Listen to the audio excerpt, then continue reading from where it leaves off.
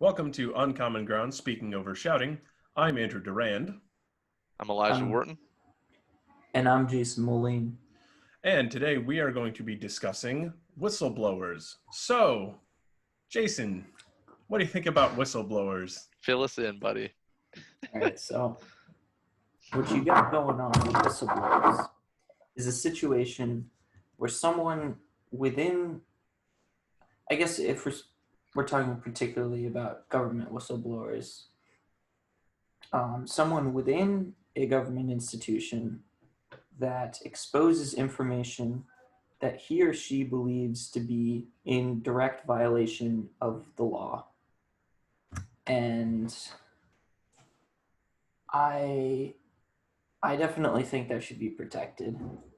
Um, but it gets a little tricky because at that point you're relying on something to be in accordance with law or not in accordance with law. But a lot of times with whistleblowers, it's something that should be illegal that is not, and so they oftentimes get directly criminalized afterwards, and then later vindicated on the issues. Can you give us an example that Um, for listeners who are unaware? yeah. There's two older ones that I could cite, such as the Nixon tapes and the Pentagon Papers. And I need to get more information on names and stuff like that. But I know in both those situations, oh no, for Nixon, there I don't think there was an issue with the whistleblower, but for the Pentagon Papers, like Pentagon Papers was directly related to atrocities in Vietnam and the U.S. just blatantly killing people for no reason and just not like direct violation of international law, direct violation of the U.S.'s own constitution, just not good actions. So, And uh, the public being aware of these actions significantly changed how that war was thought of and approached, but not immediately. It was there was differing of opinions on that, but it's very obvious what happened based on history because it is an older event. We can look back on it with a better lens and see that the expose in both of those situations was very justified, and it didn't matter if classified issues were being exposed to the public. If the goal of preventing um, the goal of preventing like breaking of international law and human life or human rights violations should come before the protection of classified information in almost any case. so for you mentioned the Nixon tapes. That was Bob Woodward, which fun in a Yeah. funny way, Bob Woodward has resurfaced for a conversation he had with Donald Trump Yeah. that was on the record. Bob Woodward had a conversation with Trump where Trump basically admitted that he has been spreading misinformation about COVID, and that COVID is he believes uh, that that COVID is actually dangerous, and the he states that the only reason he's spreading this misinformation is because he doesn't want to cause panic, and so Bob Woodward is a people basically call him an investigative reporter, uh, but yeah, he was the reason the Nixon tapes came out because he was behind them. He's got a way of weeding out hidden information in presidents. So Yeah, he's definitely done some good work. I in the back of my mind I knew that, but it wasn't coming to the surface. that's what Um, Google's for. I knew that the Trump that what has been going on with Trump, and I knew vaguely that he was behind the Nixon tapes, but blanked on the name, and so I had to look it up. But Yeah, same here. I mean, just quickly with the Trump situation now, it's just a brief comment. It's hard to run on a law and order platform if you are creating panic by letting the public know that about something that they should be panicked about. And so instead, he's creating a false enemy. Would you say that well, he's creating a false he's enemy? hiding it so that he can actually follow through with the campaign that he intends on running and is running right now. Law and order, bring everything, just keep everything the way it is, the same trajectory. Now, did you mention Snowden and everything that was going on there, or I briefly? mentioned Snowden to you before. I think it was a week and a half ago. Snowden was vindicated for the information that he shared with journalists about the US's domestic surveillance programs. So vindicated pretty much means like it was initially being held in question whether what he did was illegal because the information was classified, but there was a court ruling saying that what was done was illegal activity by the NSA, and therefore Snowden would be protected under the whistleblower clause. The only issue with that is he is currently being prevented from using what is the clause? He cannot cite the greater good of the public in a trial. So pretty much he is guaranteed to have an unfair trial if he were to come back. So wait, so you said he can't cite He's the greater being- good as a cause Yes. for his that I don't know that just comes off to me as a I don't know, stupid, frankly. Well, But I think that if there is illegal activity in the federal government, or that perceived to be illegal activity. well, yeah, which well, in that even case if it it's not, was. yeah, even in activity that, yeah, and it doesn't have to be against the law, but if it's against public interest, then I think that the common good of the public, or for citing the common good, should be allowed. Like I think it's good. Like I see people all the time now, thanks to the information that Snowden revealed, covering up their cameras on their laptops and all this stuff, because the invasion of privacy is absurd. And like it's the fact that you cannot have, or you have to worry about whether or not you're being monitored or watched by the government, that comes to me as I don't know, illegal activity. It just seems like something that shouldn't be allowed, and the fact that Well, the reasoning why it should be illegal is because the law isn't perfect. If the law was perfect, then no one would violate it. Like, yeah, I mean, I guess, but Andy, what do you think about this? Because I'm curious. also, I cannot think of a single example of a whistleblower exposing information that over time, like as looked back on through the lens of history, was not a good action. My general perception of whistleblowing is that it's a good thing. The 5 minutes of actually looking at something the 5 minutes that I've done of actually trying to find anything on whistleblowing, I actually found a couple of things. The only thing I found earlier on in the week was that there's an interesting perception of whistleblowers over time where they occasionally will start out as very contentious figures, but over time, the general consensus is that they were probably doing the right thing, and that is kind of what happened with Snowden. I think when he whistleblew on the privacy issue thing, the general perception of him was either split or negative against him. And over time, people have been more and more. There's growing favor for his actions over time.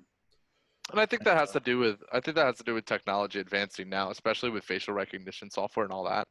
It's I mean, I think it's China's government that uses facial recognition to in the crowd to pick out people who are against the current regime there. Yeah, that's terrifying. Yeah. Like that kind of stuff is that's really, really bad. Yes, it's super scary, and I think we're all on the same page here where we think that's a no-no.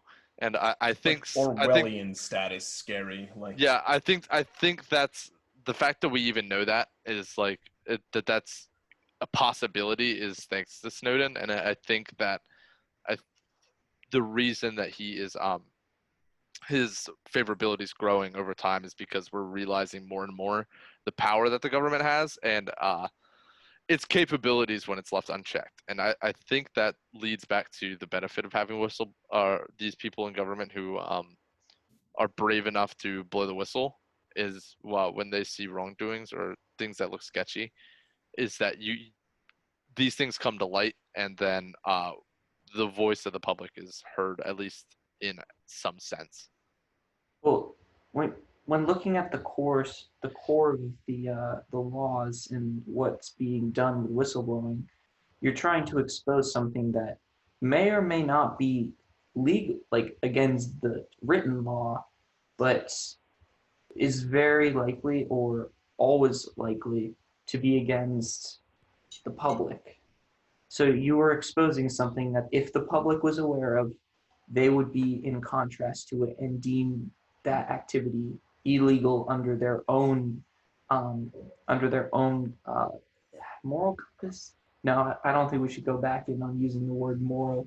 That was a mess before. I think what you're getting at is like the idea of unspoken law, and the fact that I think there's some things that don't have to be written in law to be seen as overly favorable by the public. A great example is, I guess, wearing masks now. There's a small group of people who are highly against it, but even in places without mandates, it's seen as a very, very good thing to wear a mask out in public right now. Like, you have the right to not wear a mask within your own home and on your own property. It's like nobody's coming after that. But it's the idea of I would say unspoken law. The fact that like it's communicated that this is the recommendations by the CDC. Do what you want with that information, and so it's like I don't think government should have total control over public spaces. Yeah, like I disagree with that, but because they do, like, and they're not doing any sort of mask mandates, it just seems in contrast. Like, I don't know, it's a difficult area to work in, because on the one hand you want to allow people to do as many things as they'd like to just allow them as much freedom as possible. And I think that's one of our strong suits as a nation, and it sometimes is our Achilles heel, is that not everything has to be written down for it to be like common sense in terms of law. And I think having a law for everything, regulating what you can and cannot do, is overtly a bad thing. Yeah, and I think it's one of our strong suits, and I think even in our founding, it was the pinnacle of our existence, is that the fact that you had the freedom to worship whoever you want, you had the freedom to say what you want, you had the freedom to protest and all this, that.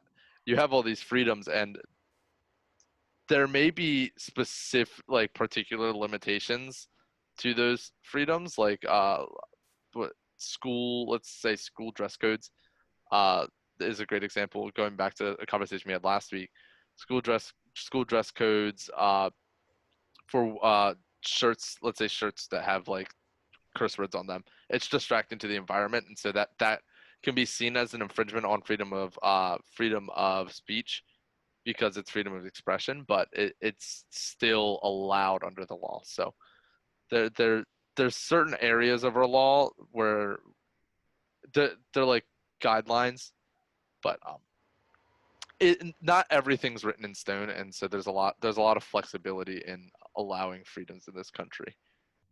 Yeah, like schools being able to say that that there's anything that you can't wear.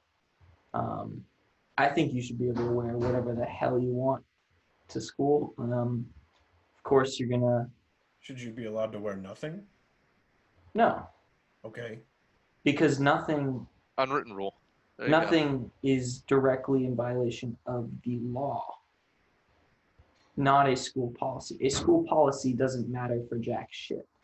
If I mean, but that goes back to like the mask discussion. Is if schools don't have the right to enforce a dress code, then why do stores have the right to enforce mask policies? one is health. One is a health issue. I mean, what you could argue that student dress codes is related to educational well-being. Like it's a similar topic. I'm not saying that I'm in support of strict dress codes. It's not a direct correlation, but they're definitely related. Yeah. Mm-hmm. But that goes back. It's more going back to the core part and saying that, well, the United States, although it is not a very economically free country, it is an extremely socially free country. Yeah, you have a significant amount of social freedoms living in the United States, and that should not be taken lightly by. I think anyone. I'm very, very grateful for those social We freedoms. are kind of obsessed with freedom. Freedom! I mean, that's like our whole thing. Like that was our premise. Yeah. It's like there's literally 5 freedoms in the very first rule of our nation. The very first right on the Bill of Rights has 5 freedoms in it. Yeah. So. Governments trying to violate those freedoms, that's a problem, especially with, I think it was, it may have not been Tennessee, but there was a state or a municipality within a state that was trying to directly criminalize protesting. I can't think of it, but saying that if you don't go through a regulatory process in order to say you're all good to protest and all this sort of stuff, then you'll be charged with a felony removing your right to vote. It was removing people's right to vote based on them protesting. And was this recent? This was about a month ago, I believe.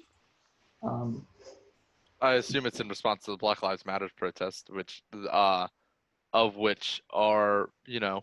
yes, predominantly African American people, and it's once again another law trying to infringe on African Americans' right to vote.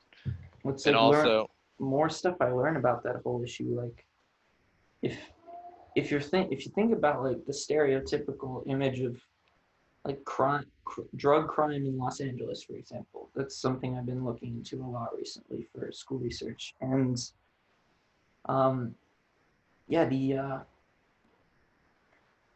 the FBI just it was FBI or CIA. It just directly they brought in crack cocaine, and they were the ones that actually distributed it to the lower income communities to get them addicted. Oh yeah, there's yeah, I remember hearing about that, but it's funny. That reminded me of a joke I saw on American Dad, and it's in the episode, Stan, the main character, gets addicted to cocaine, and he makes a joke. He said the CIA is not supposed to get addicted to cocaine; they're supposed to distribute it to the inner cities, and that reminded me of that because that's quite literally what you're saying. Yeah. But yeah, that sort of stuff. It's just it is a direct effort. I mean, okay? So here's a question that I have, and this will kind of help circle us back into our topic a little bit. Do you think that it should take a whistleblower to bring these sort of things to light, or do you think there should be some system in place where these things are brought to light anyways? Well, I Like, think do you think it requires a person developing courage to exploit these things, or do you think that any system is imperfect, so because of that, having an extra layer of protections is always a good thing. Well, yeah, I agree. I think that the idea of having like a system for whistleblowers is important, but I guess more so my question would be, do you think that these things should come out? Because I mean, Lord knows how many things we as citizens don't know. Do you think there should be a system put in place where most, if not all, of the things explored by the government should be released on like a public record, or like, do you think there should be some sort of recording process where things are brought to light to the public? Or I would like to find out about all the UFOs the government is hiding. Yes, I think everyone would naturally. Oh yeah, the amount of stuff cited by like the amount of sightings by Air Force pilots is it's not coincidence. There's no way that it can be coincidence. I don't know if you Being guys. an extraterrestrial object, that can be in question. That could very easily be in question, but whether or not something was actually seen, I don't think is in question. I don't think should be in question based on evidence that we do have. Bringing up UFOs reminds me of Neil deGrasse Tyson quote, or it's something along the lines of, UFO stands for unidentified flying object, and why is it human reaction to say, oh, I don't know what that is, it's a UFO? Like, why is it our first reaction to say it's not, we don't know what it is, and then immediately claim we know what it is? Oh, I don't know what it is, it must be aliens. Like, immediately jump to a conclusion with no foundational evidence. Like, I don't know. I just think it's funny that I Sorry, I think kind of sidetracked us a little bit Hollywood there. does that. I think Hollywood is to blame for us just directly going to aliens, but I think conspiracy theories have been very deep in our Actually, in our government for a while. so our whistleblowing is actually fairly well protected in the United States, as I have found out. I think that's interesting and probably a good thing overall, because at the very least, if somebody blows the whistle on something, like, you should hear it out and investigate what's going on and find out if they're right or not. I mean, I think the impeachment hearings are like for the Donald Trump impeachment hearings are a great example of that. Is we didn't know who the whistleblower was. I don't even think we know like at all. Like I have no idea who the whistleblower is. I couldn't tell you off the top of my head, but I don't. It was never. I'm pretty sure it was never like explicitly announced. At least not until near the end. They were left anonymous for months. Like the extent to which which I don't know if it's the witness protection program that is directly involved in that, but the the policies and stuff put in place to help protect those individuals from being explicitly named is quite substantial. I mean, you have to think the impeachment hearings were literally the top of they're like the headline of newspapers and like top of the news cycle every day for weeks, months. Like it was quite substantial. I don't know if you were just looking up, Andy, whether or if we know who the whistleblowers or not, but I feel like that's what you were looking up. Yeah, I was trying to find out who it was. Do we know? I don't know. I can't tell. Yeah, I don't think it was released. Like I think it's I'm kind of proud of the nation for being able to have to protect someone in that significant of a case. It might. I mean, the only thing the thing that immediately came up when I Googled it was the section of the Trump Ukraine scandal article on Wikipedia of all things, Yeah. which says that I don't hate Wikipedia, by the way. I like Wikipedia. Wikipedia is a great place to start learning about I something. think it's great. It's great at giving you things to look up, especially if you're going in blind on something. Yeah, I great think it's a starting great location. start, especially because it's free. Yes, the most important thing. But yeah, it says that the Trump administration's top diplomat to Ukraine, Bill Taylor, testified that he was told U.S. military aid. So it looks like the internet says the name Bill Taylor, but I honestly don't remember much about the whole thing.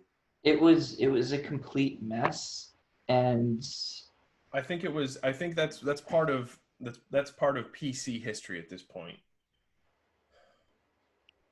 Pre-corona. I was like, what?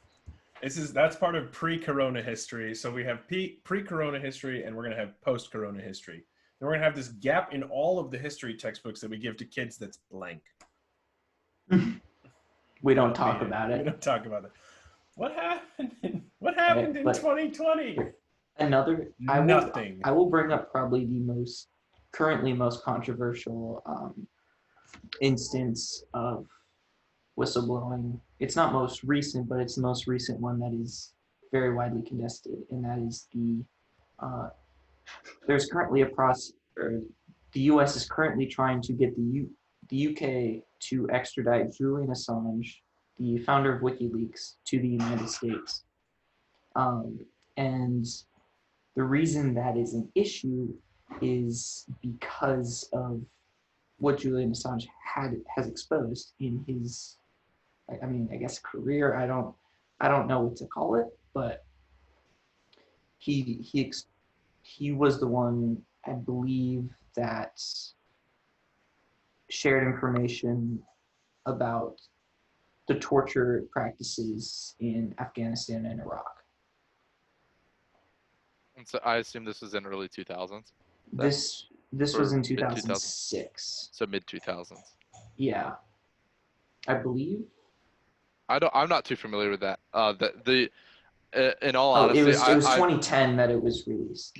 I am relatively familiar with Snowden and very familiar with the Trump impeachment whistleblower, but I when it comes to most other, I'm kind of in the dark. I'm more recently into political history. He is currently in the embassy of Ecuador, as Ecuador granted him asylum. So he's in the UK in the Ecuadorian embassy, and that's where he's been for 7 years. And he exposed the torture practices, and the U.S. was like, no, we don't like you, so we're going to try and extradite you to the U.S. There was a sexual assault charge on him from Sweden, but he denies that and also says that was for a ploy for him to be extradited to Sweden, then to the United States. And that is very likely a possibility because of I could see that. Oh, I you know what? I think I did hear about this. At least that last part there. Yeah, but the more recent thing that he did is Hillary Clinton's emails. Okay. I think that's where I know him from. And that is why there's so much issue with him, because Democrats, or establishment Democrats, hate him because, in a way, he's not the sole reason Hillary lost, but he's one of the reasons. Like, one of the things that went wrong that caused Hillary to lose. So very well she could have won if it weren't for these documents, or Hillary's emails, the email scandal being revealed. And at that point, you have pro-war establishment and Democratic establishment that both don't like him, and that is pretty much all of the people in power. And because of that, they push the narrative that he is a criminal and that WikiLeaks is a criminal organization, when in reality, what is being done is investigative journalism. As like he's being charged for, I believe, like some sort of hacking charge into the United States, when that's not what happened.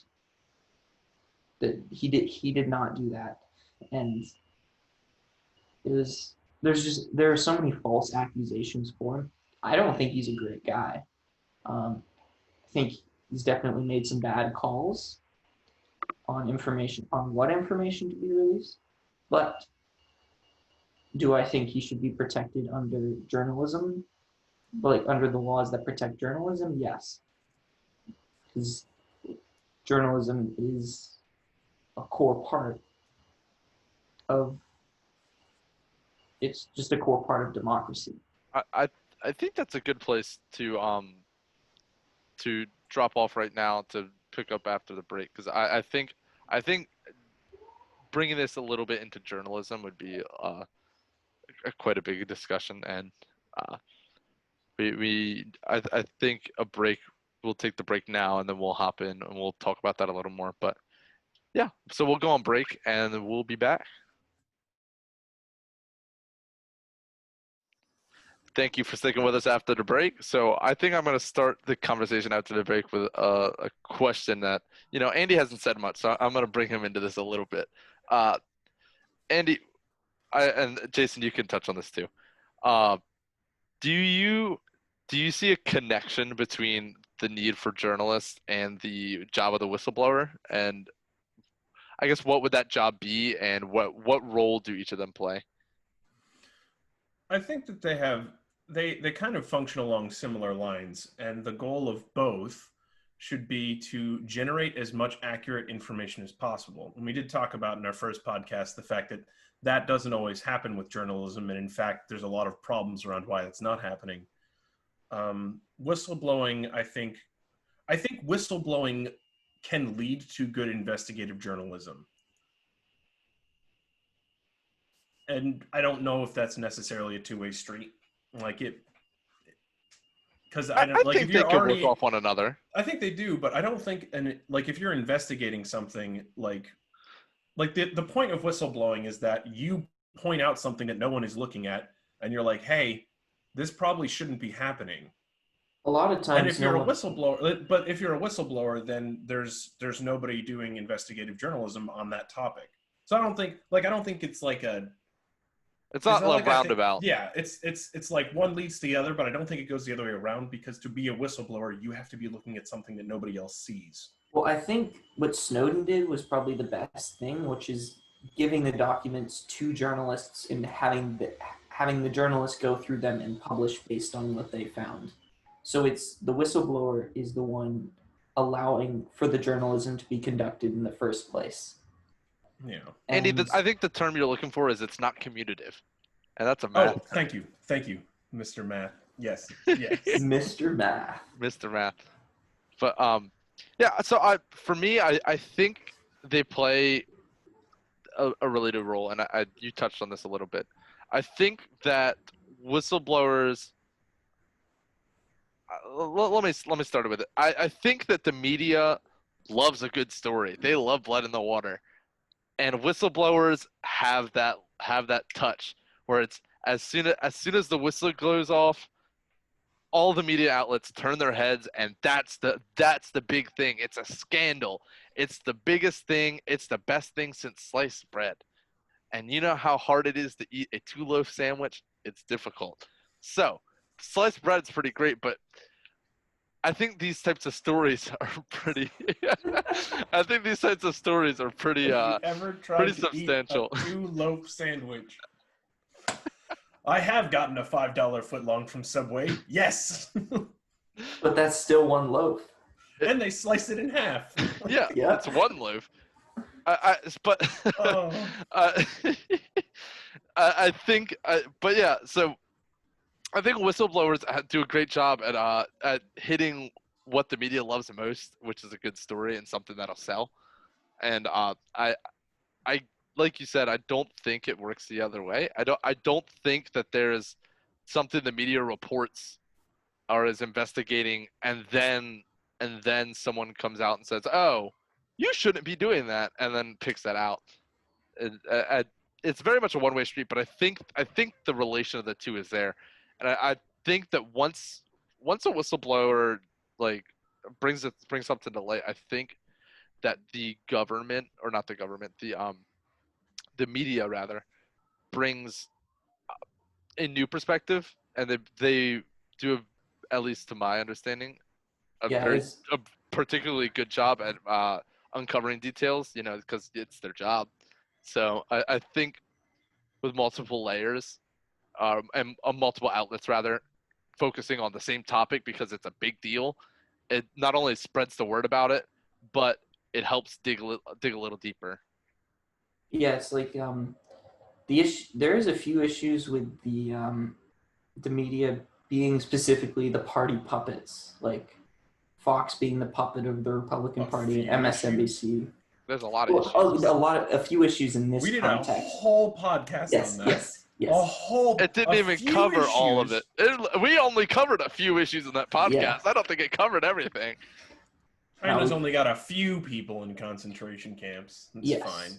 The thing though is that because the establishment itself is so pro-military, and these two very viewed networks. I guess they're kind of publications too, but not really. Propaganda intensifies. Propaganda networks. That's what they are. So because these two propaganda networks are operating under people that really want to spend more military money, and the nature of a lot of whistleblowing stories being about military activities, like illicit military activities, a lot of people watching MSNBC and Fox are hearing a lot of, these are bad people. These people are exposing secrets in like endangering troops and stuff like that, when those are just blatant lies. And so I guess it's that's more a problem with the American people watching those two networks. I think that brings another strand to my mind, though. Do you think that? And I guess this isn't much of a question, and it's rather something that I'll state. I think personally that that there's an issue with a lot of outlets covering something super significant, and the issue is that they'll fight over the facts, and that will create a hole for conspiracy theories to arrive. UFOs, jet fuel doesn't melt steel beams, like those things.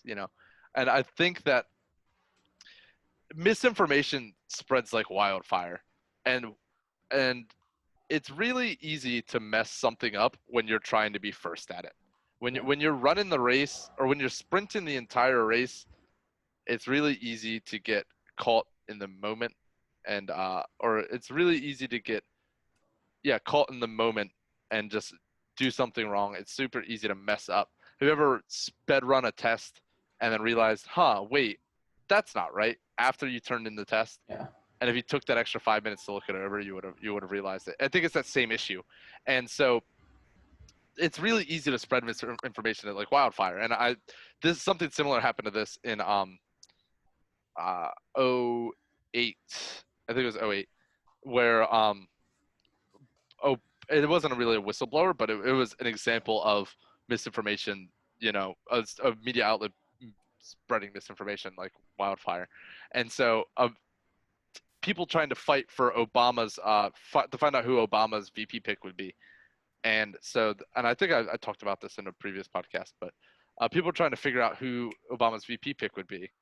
And one media outlet just claimed to know who it is.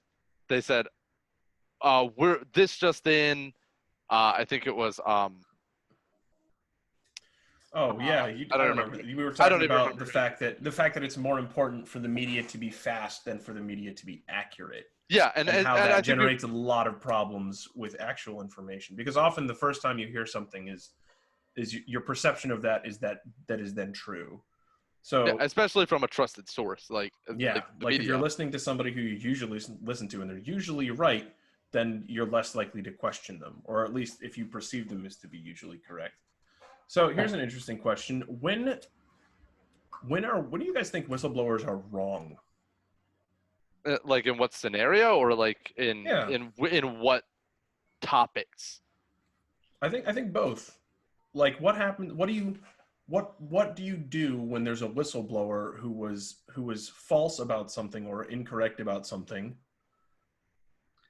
And or what do you do if the information that they leaked was actually dangerous? If a whistleblower exposes a rescue operation to those two individuals trying to stop the rescue operation, I think that is a bad thing. Um, so I think there's a fine line. Personally, I think there's a fine line between whistleblowing and, I guess, I don't know, treason. Releasing purposefully harmful information or confidential information. And so if it's something, I guess, the public doesn't deem as necessary, and the public doesn't deem as uh, unfavorable, I think there's some issues there. I don't know how we would punish it. I don't think it's on the same lines as I can't think of an example of another treasonous offense off the top of my head, but I, I think I'll actually posit some interesting thought that just occurred to me. I haven't put any real thought into this, but I think one of the reasons we like whistleblowers as a nation is because America idolizes the lone gunman, right? And that a whistleblower is the epitome of the lone gunman. One man or woman versus the entirety of the government, and then they win. So I think that it's likely that we often get a lot of the people who are good whistleblowers, we get that fed to us a lot because people like that in America because that's part of our like it's part of our cultural identity, I guess, is that we like the individual lone gunman superhero story. we love a good underdog. We We also, all do, love and we and love Karate whistleblowers are Kid. great underdogs. could it be possible though that there were people that were trying to be whistleblowers for information that was just not relevant or not something that should be exposed, and that Well, this is I think they that it's I presented that think to that the it's media, and the media was like, "We're not reporting on this." I think that's I think that's extremely possible that there are people who are like, yeah, that's not going to sell. Especially if you go to So we like a won't do anything with that. reputable expose source, or not expose, but like investigative journalism source, like for example, The Intercept. The Intercept has very good investigative journalism. Well, Um, I think that the media doesn't really pick and choose like and this is at least in scenarios of like severe whistleblowing. I think it's really, is this significant enough to you know be the highlight of what the government does for the next X amount of time or X time. yeah. Like it like is it someone just embezzling money, or is it someone who's done or is it the president who's done an impeachable offense? Like is it something that's gonna be as simple as, oh, he's embezzling money, yeah, he's fired and going to jail? Or is it something as difficult as, even as partisan as impeaching a president? Like it's difficult, and I don't think it's really up to the media of what sells and what doesn't.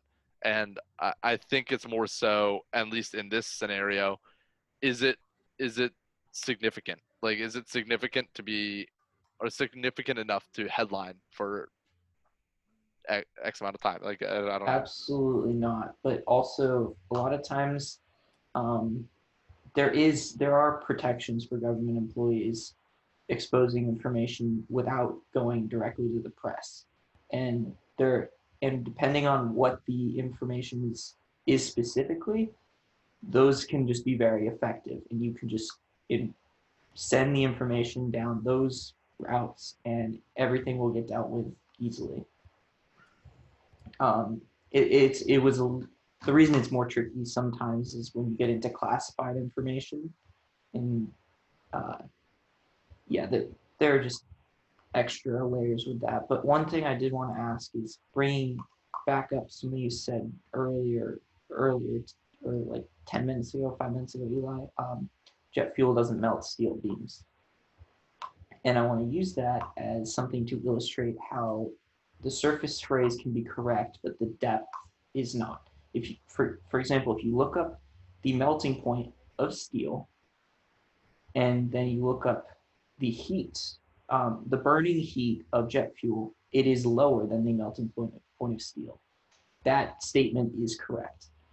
But when as I've taken structures courses and stuff like that in school, understanding how these materials function, if you heat up steel, it doesn't melt until you get like really, I think it's around 5,000 degrees, but it doesn't melt until you get there. It gets soft at some point, though, right? It's not 5,000. That's way too high. But it gets soft. It gets really soft. One of the things that people don't understand about fires is that when you have a fire in a building, because one of the things that people talk about when they talk about that conspiracy theory particularly is the fact that there's like, it's not a flammable building, but everything in the building is flammable. And people don't talk about that, but that's important because like the jet fuel may not burn for that long or at that heat, but you have carpet, you have electric stuff in the walls, like you have so many things within the building that can burn that like let's not talk about the friction of a plane like colliding with a steel beam. Like, I don't know. We're talking about the logistics of a conspiracy theory.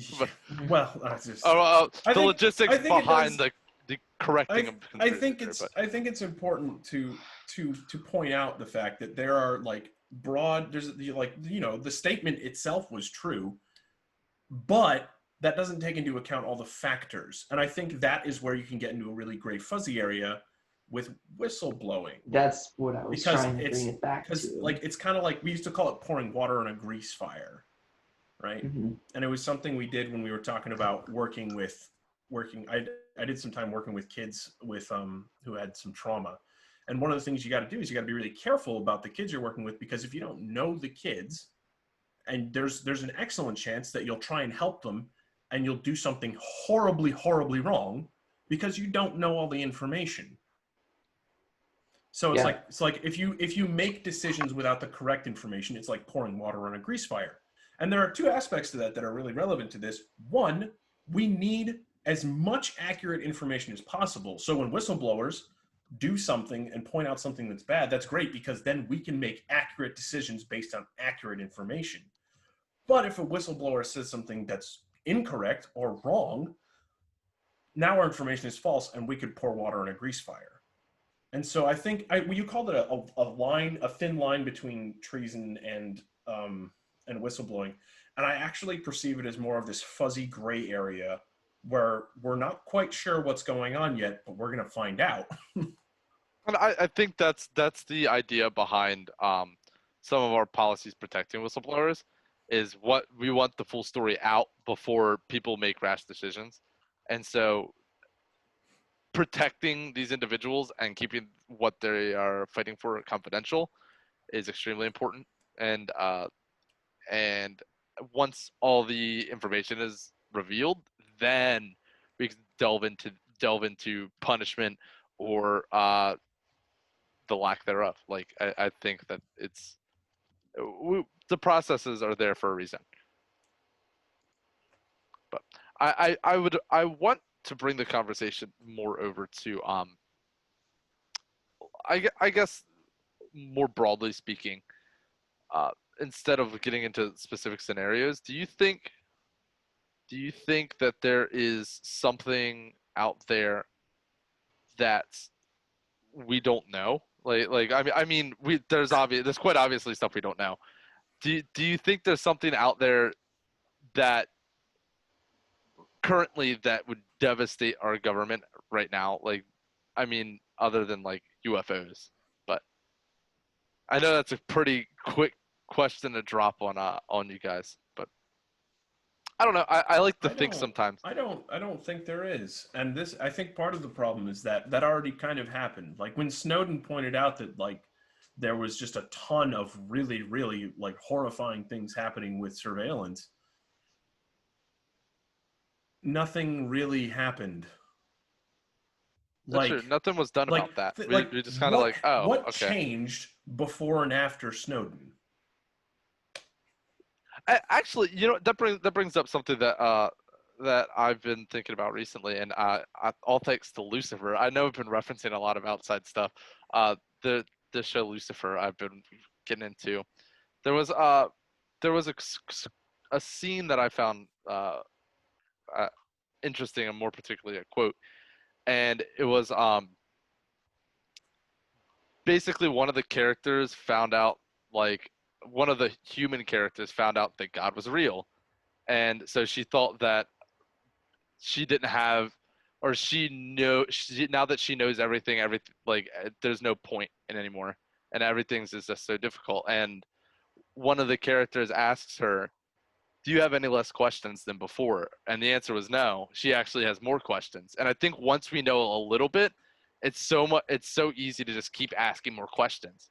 And that's kind of in a way how this podcast works, is even if we go in knowing very little, as we discuss stuff, more questions come out. And I think that's a lot, that's what will happen in these scenarios with whistleblowers, at least until we find out all the information. It's kind of like if you've ever seen one of those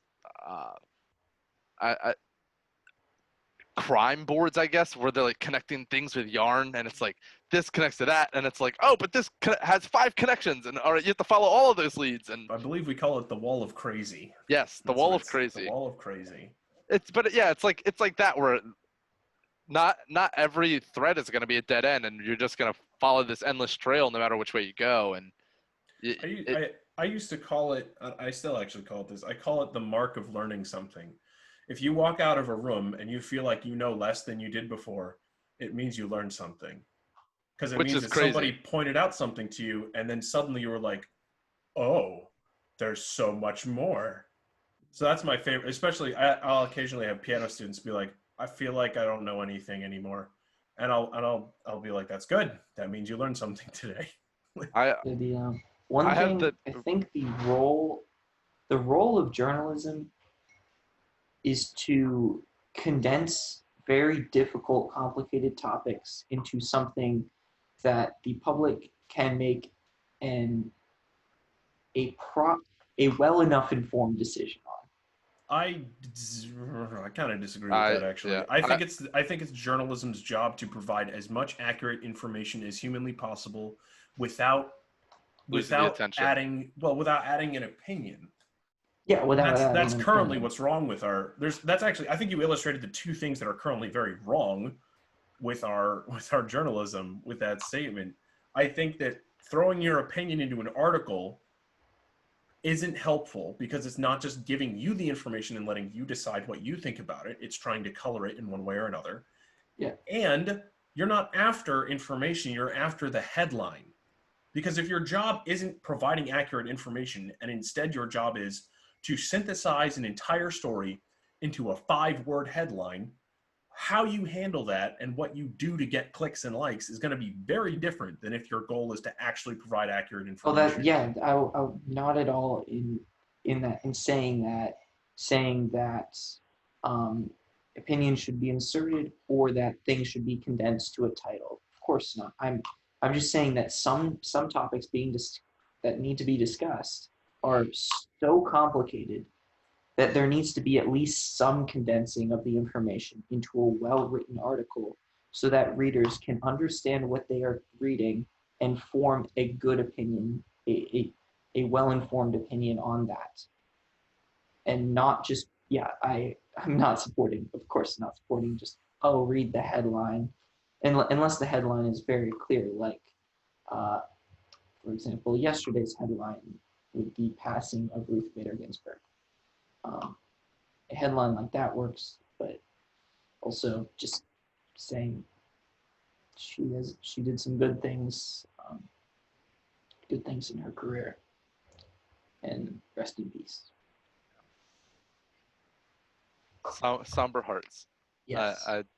When honestly, and I'm glad you brought this up, because even though it's not directly related to our topic, I think it's important to discuss at least briefly.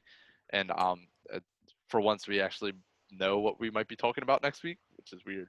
But I I guess a first reaction is kind of important in this.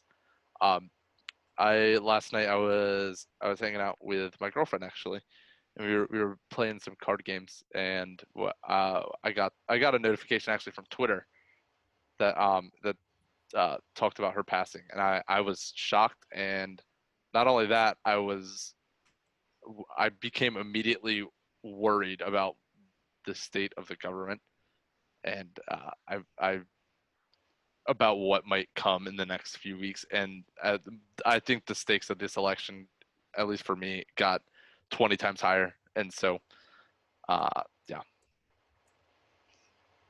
Andy, I'm curious to see what your when I found out that she died, I didn't have well, the first thing I actually thought was that the thing that occurred to me was that I didn't really know who she was. Like I saw it because your brother texted our group chat, and I saw it, and I was like, I think that's a Supreme Court justice, and I had to go look it up and check. I've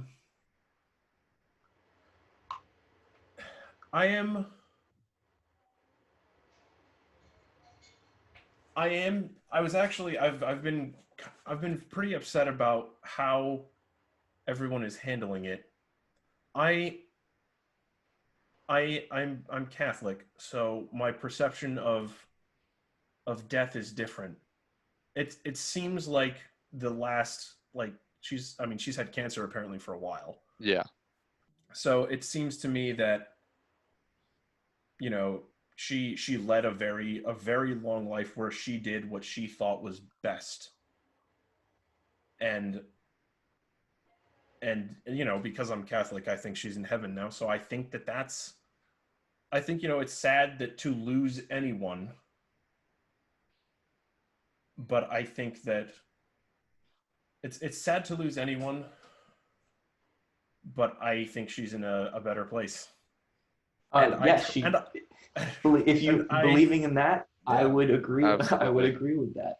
But I think I watched something about this recently, how people often utilize like this idea of like it's too soon to start talking about something because like it's a tragedy. One of the things that actually made me upset was that like there's the discussion isn't on what she did, It's or about how her life went. It's about who's replacing her. Yeah. That's what everyone was just waiting for her to die, and then immediately wanted to jump into what, like, we got to fix it. It felt like watching those almost clownish scenes in movies where you get all the rich, arrogant children at the father's funeral. That's what it felt like. Yeah, it feels like I'm watching that right now, and there's a part of me that's just like, can we at least like acknowledge? Can we wait like 3 days and like let her have a funeral? Like maybe we'll be like she was on the she was a Supreme Court justice from, I think it was 93. Like she's been on there for a long time. Oh yeah, she's been. Like, can we long time. Can we bury her first? Celebrate her life a little bit. Or are we just gonna jump straight? Yeah. And normally I'm again, like, I think it's important because, that is a tactic that politicians use, is to say that like, oh, we can't talk about this right now, it's too soon. But it's just because it wasn't even a day. It was like it's the wrong hours. thing to be talking about. It wasn't hours, it was immediate. Oh yeah, it's so frustrating, and I think and I said this before we started, but I think it's indicative of a really broken aspect of our political system. I was just about to say that the fact of the matter is that people are extremely concerned about filling a seat based on party control.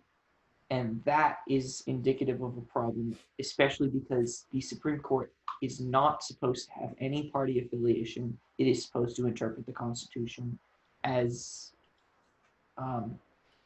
in the lens of current public opinion.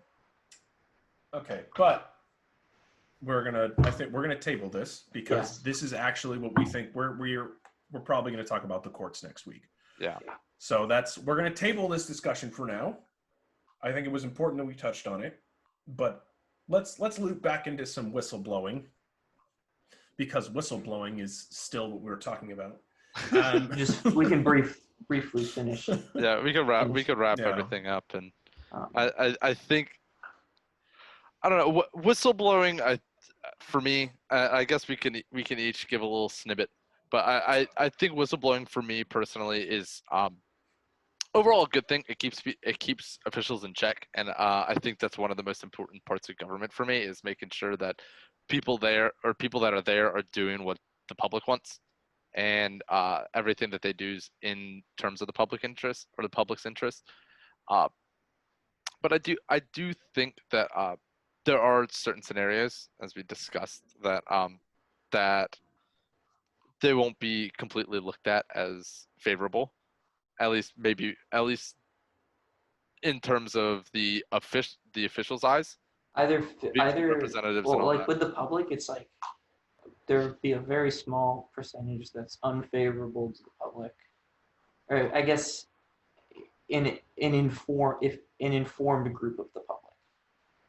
Yeah, To clarify. Yeah, well, I just in general, I think if public interest is in mind, then whistleblowers are particularly or mostly in the right. There's few outliers in that scenario, but I think in general, them and their relation with the media is a that little was different. part of my question earlier. Actually, I don't think we ever got around to it, which is kind of sad. I'm not looking at it on my own, but like, how much of what we know about whistleblowers and who we think of when we think of whistleblowers is almost a directly impactful. no, how much of it is almost a survivorship bias? Like only the people who were correct in their whistleblowing ever get attention. How many people who whistleblow and don't get attention are there, and how many people who whistleblow and are wrong are there? I think that's something. I don't think it's that many though, because I don't know. You don't think it's that many, but do you know? Where do you find that information? Like, how do you find out? I know that when it comes to classified information, that I'm sure you can Google it.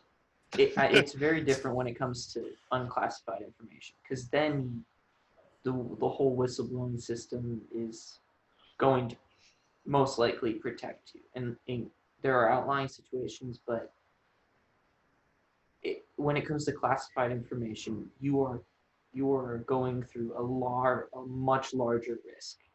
And because of that, the chance of someone doing that and not knowing what they're doing is very low, because that would require them to be informed enough to have high access to classified information. And someone who wouldn't be able to make an educated decision on that would most likely not be in a position where they even knew that information. I also think that even with the courage that's involved in filing one of these complaints is, I don't know, putting yourself out like that requires a lot of personal, I guess, personal courage and believing that what you're doing is in the right and you're right in what you're doing. And so I think that the room for people allowing themselves to do something of this substantial is the room of error there. I don't know. I wouldn't say none, but I would say it's slim. I don't think that people would go out of their way to explicitly be wrong, at least knowingly.